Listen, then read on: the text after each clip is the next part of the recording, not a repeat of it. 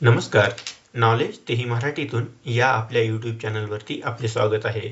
आजच्या या व्हिडिओमध्ये आपण 2025 मध्ये जी पोलीस भरती होणार आहे त्याबद्दल माहिती घेणार आहोत. आपल्याला माहीतच आहे की 2025 मध्ये जवळपास 15,000 पोलिसांच्या जागा या भरल्या जाणार आहेत. तर यासाठीच आपली पात्रता काय असली पाहिजे, आपली पोलीस म्हणून निवड झाल्यानंतर आपल्याला किती पगार मिळेल, त्याच्यानंतर आपल्याला निवड होण्यासाठी आपल्याला वयाची अट आहे तर ती प्रत्येक प्रवर्गासाठी वेगळी असते. तर ती काय आहे, त्यानंतर आपली एक्झाम पॅटर्न असणार आहे म्हणजेच लेखी परीक्षा आणि शारीरिक चाचणी असणार आहेत, त्या कशा पद्धतीच्या असतील आणि आपलं पोलीस म्हणून सिलेक्शन झाल्यानंतर आपलं प्रमोशन कशा पद्धतीने होत असतं आणि आपल्याला सुट्ट्या किती मिळत असतात, अशा पद्धतीची पूर्ण माहिती आपण एकाच व्हिडिओमध्ये घेणार आहोत. त्यामुळे हा व्हिडिओ शेवटपर्यंत बघत राहा. तत्पूर्वी तुम्ही जर आपल्या या चॅनलला म्हणजेच नॉलेज तेही मराठीतून या यूट्यूब चॅनलला सबस्क्राईब केले नसेल तर नक्कीच सबस्क्राईब करा, जेणेकरून तुम्हाला अशीच माहिती मिळत राहील. चला तर मग सुरू करूया आजचा हा व्हिडिओ. तर सर्वप्रथम आपण पगाराबद्दल माहिती घेऊया. आपल्याला माहीतच आहे की राज्यात सध्या 7वा वेतन आयोग लागू आहे. सध्या 7व्या वेतन आयोगानुसार आपल्याला 42,000 पगार मिळेल. परंतु त्याच्यामध्ये काही डिडक्शन होत असतात, जसे की PF, NPS, ग्रॅच्युटी आणि त्यांचा पोलिसांचा एक फंड असतो. तर अशा पद्धतीने सगळे डिडक्शन्स म्हणजे कट होऊन आपल्याला इन हँड 34,000 इतका पगार मिळू शकतो. येणाऱ्या काही दिवसांमध्ये किंवा काही 1-2 वर्षांमध्ये 8वा वेतन ही लागू होऊ शकतो. त्यानंतर या पगारात नक्कीच वाढ होणार आहे.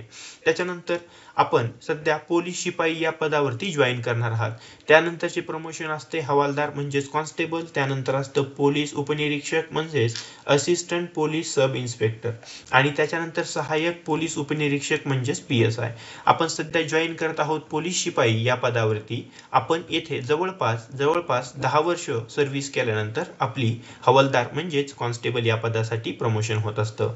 हवालदार या पदावरती आपण जवळपास 10 वर्ष काम केल्यानंतर आपलं पोलीस उपनिरीक्षक म्हणजेच APSI assistant police sub inspector या पदासाठी आपलं प्रमोशन होईल. त्याच्यानंतर शेवटी 8 ते 10 वर्ष आपल्याला सर्व्हिस APSI या पदावरती करायला लागतं आणि त्यानंतर आपलं PSI या पदासाठी प्रमोशन होत असतं. त्यामुळेच आपण जे कमी वयामध्ये जॉईन केलेला आपल्याला फायदा होत असतो, कारण शेवटी आपले प्रमोशन्स मिळत राहत असतात आणि आपलं प्रमोशन चांगल्या पद्धतीने होऊ शकतं. काही जणांच्या केसमध्ये म्हणजे प्रवर्गानुसार आणि अवेलेबल जागानुसार हे मागं पुढं पण थोडंफार होऊ शकतं, पण हे ॲव्हरेज वर्ष आहेत की ज्याच्यानंतर आपलं प्रमोशन होत असतं.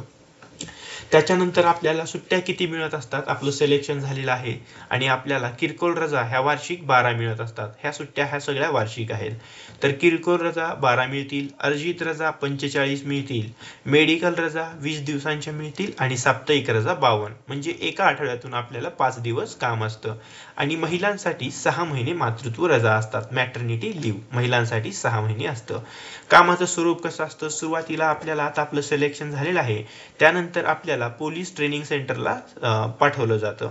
त्याच्यानंतर सुरुवातीला आपल्याला खूप कमी जबाबदारीची कामं असतात, जसे की एखाद्या आयुक्त कार्यालयामध्ये त्या आयुक्तांसोबत असणे किंवा एखाद्या अधिकाऱ्यासोबत राहणे, अशा कमी जबाबदारीची कामं असतात किंवा ऑफिस वर्कमध्ये वगैरे ठेवलं जातं इनिशियली आणि हळूहळू आपल्या अनुभवानुसार आपल्याला जबाबदारीची कामे दिलेली जात असतात.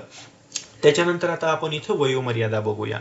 ओपनसाठी 18 ते 28 आहे, इकॉनॉमिकल विकर सेक्शनसाठी 18 ते 33 आहे, अदर बॅकवर्ड क्लासेससाठी 18 ते 33, SC ST VJ यांच्यासाठी 18 ते 33 आहे, NT BCD साठी 18 ते 45, प्रकल्पग्रस्त किंवा भूकंपग्रस्तांसाठी 18 ते 55, अंशकालीन लोकांसाठी 18 ते 38, आपले जे काही खेळाडू असतील त्यांच्यासाठी 18 ते 43 वर्ष आणि होमगार्ड जे की सध्या कार्यरत आहेत त्यांच्यासाठी 18 ते 33 वर्ष. पोलीस भरतीसाठी आपले शिक्षण 12वी पास असले पाहिजे, मग ती महिला असू द्या किंवा पुरुष असू द्या, तर आपलं शिक्षण 12वी पास असलं पाहिजे. पुरुषांसाठी उंची ही कमीत कमी 165 सेंटीमीटर असली पाहिजे आणि छाती 79 ते 84 सेंटीमीटर म्हणजे न फुगवता मिनिमम 79 सेंटीमीटर असली पाहिजे आणि फुगवून 84 सेंटीमीटर म्हणजे आपली छाती ही 5 सेंटीमीटर फुगवता आली पाहिजे पुरुषांना. 2 अटी आहेत, पहिला आहे उंची 165 सेंटीमीटर आणि छाती कमीत कमी 79 सेंटीमीटर असली पाहिजे आणि ती 5 सेंटीमीटर फुगवता आली पाहिजे. महिलांसाठी उंची मिनिमम 155 सेंटीमीटर असली पाहिजे. महिलांसाठी एकच अट आहे, त्यांची उंची ही 155 सेंटीमीटर आणि शिक्षण महिला आणि पुरुषांसाठी सामायिक आहे, जे की 12वी पास असले पाहिजे. त्याच्यानंतर मैदानी किंवा शारीरिक चाचणी असतात, तर त्यामध्ये पुरुषांना 1600 मीटर धावायचं असतं, त्याच्यासाठी 20 मार्क असतात. 100 मीटर धावणे असतं, त्यासाठी 15 गुण आणि गोळाफेक यासाठी 15 गुण असतात. अशी एकूण पुरुषांसाठी 50 मार्कांची शारीरिक किंवा मैदानी चाचणी असते. त्यानंतर महिलांसाठी 800 मीटर धावणे यासाठी 20 गुण, 100 मीटर धावणे यासाठी 15 गुण, गोळाफेकसाठी 15 गुण अशी महिलांसाठी ही एकूण 50 मार्कांची मैदानी किंवा शारीरिक चाचणी असते. त्याच्यानंतर लेखी परीक्षा असते. लेखी परीक्षामध्ये एकूण 4 घटक असतात, जे की गणित, बौद्धिक चाचणी, मराठी व्याकरण, सामान्य ज्ञान आणि चालू घडामोडी या गोष्टी असतात. ज्यामध्ये गणिताचे एकूण 25 प्रश्न असतात आणि त्यासाठी एकूण 25 मार्क. प्रत्येक प्रश्न हा 1 मार्काचा असतो. बौद्धिक चाचणी असते, 25 प्रश्न असतात, एकूण 25 मार्कांसाठी प्रश्न असतात. 1 मार्काला 1 प्रश्न. त्याच्यानंतर मराठी व्याकरणावरती 25 प्रश्न 25 मार्कांसाठी.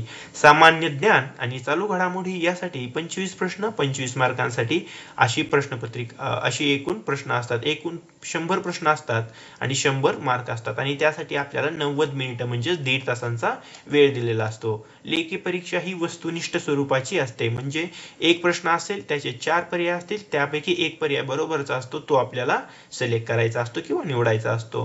म्हणजेच त्याला वस्तुनिष्ठ मल्टिपल चॉईस क्वेश्चन टाईप असं म्हणतात.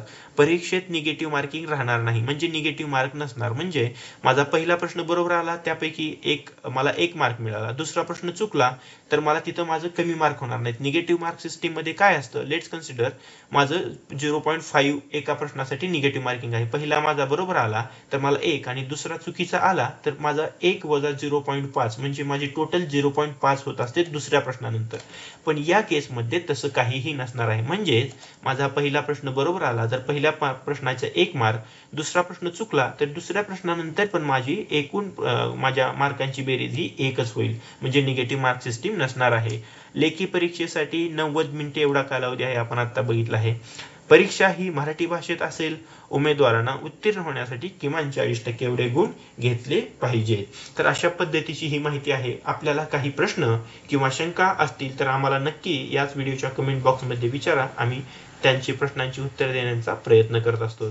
आणि अशाच नवनवीन आणि माहितीपूर्ण व्हिडिओसाठी आपल्या चॅनलला नक्की सबस्क्राईब करा, हा व्हिडिओ लाईक करा, आपल्या सर्व गरजू बंधू भगिनींपर्यंत हा व्हिडिओ शेअर करण्याचा प्रयत्न करा. धन्यवाद.